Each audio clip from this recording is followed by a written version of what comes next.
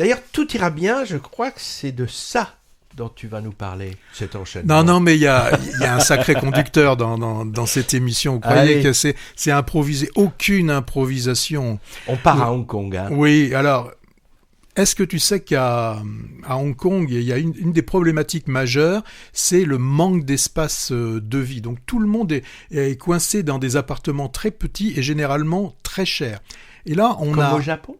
Au Japon, c'est encore exacerbé, là, apparemment, de ce que j'ai pu en lire et ce que l'on en voit dans le film. Donc, dans ce film qui s'appelle Tout ira bien, on retrouve Angie et Pat qui vivent un parfait amour à Hong Kong. Elles sont ensemble, les deux femmes, depuis 30 ans.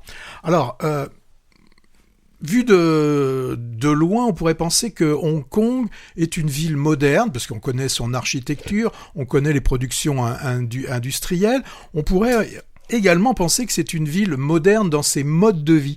Et pourtant, en tout cas le film nous le montre, elle reste très imprégnée de croyances chinoises traditionnelles. Les coutumes traditionnelles chinoises sont assez homophobes et totalement fondées sur un modèle de société patriarcale. L'homme jouant toujours le rôle le plus important, par exemple, dans tout ce qui est rituel et cérémonie.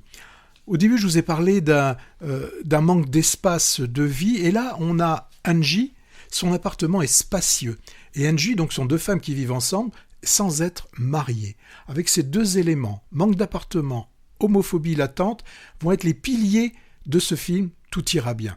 Car non, rien n'ira bien quand Pat, donc une des deux femmes, va décéder et elle va laisser Angie seule à gérer auprès de la famille de Pat, qui va nous révéler que la notion de famille peut s'écrouler très rapidement quand la promesse d'un gain facile se présente.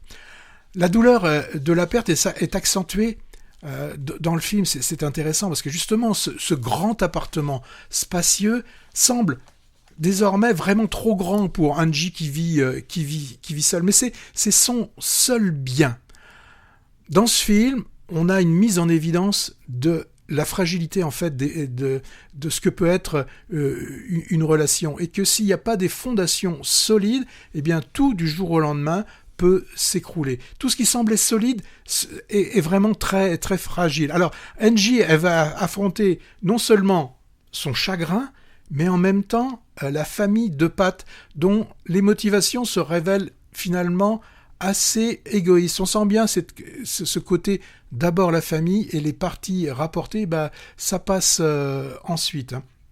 Donc, on va suivre une bataille juridique et émotionnelle assez épuisante pendant ce film.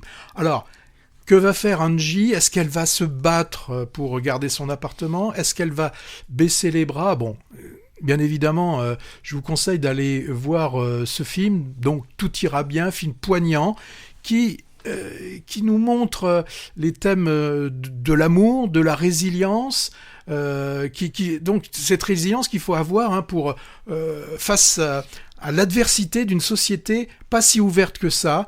Voilà. Le réalisateur, je l'ai pas indiqué, c'est Rai Young. Il le dit par exemple dans ce dossier de presse, c'est un admirateur de Ozu.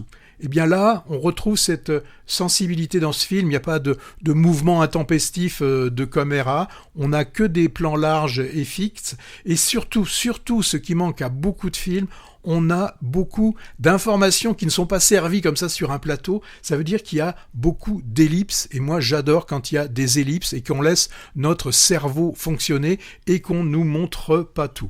Voilà, donc moi, c'est un film que je vous conseille vraiment d'aller voir si vous aimez les films intimistes qui s'intéressent à la nature humaine. Et là, à la différence du film précédent, là, moi, j'ai trouvé beaucoup d'émotions dans Tout ira bien. C'est quoi le film précédent? Ah oui, c'était le film d'Almodovar que tu as détruit.